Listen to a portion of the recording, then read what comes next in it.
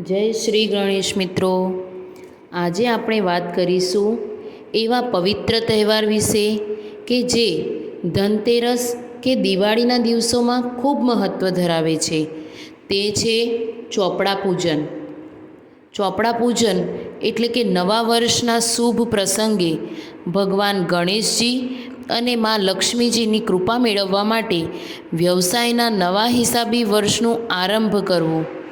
આ દિવસે વેપારીઓ, દુકાનદારો તેમજ લોકો પોતાના નવા બુક, એકાઉન્ટ ચોપડા કે લેપટોપ ઉપર પણ પૂજન કરે છે.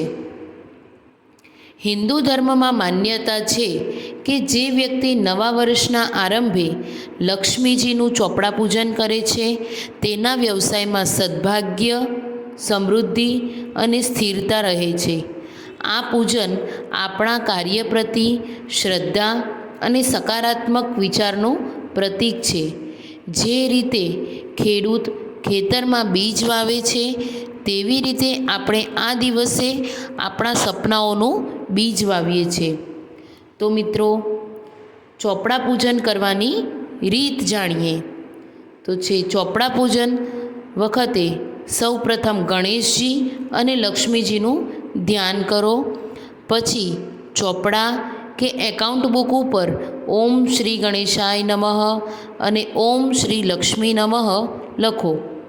ત્યારબાદ ફૂલ, ધૂપ, નાળિયેર અને સુગંધિત દ્રવ્ય અર્પણ કરો. આ બાદ પરિવારના બધા સભ્યો મળીને મંગલ આરતી કરે.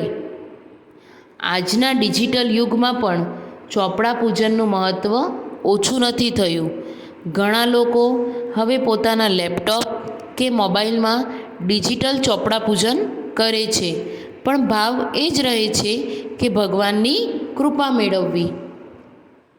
ચોપડા પૂજન માત્ર એક ધાર્મિક વિધિ નથી, પરંતુ આપણા જીવનમાં નવો આરંભ અને આશાનું પ્રતીક છે.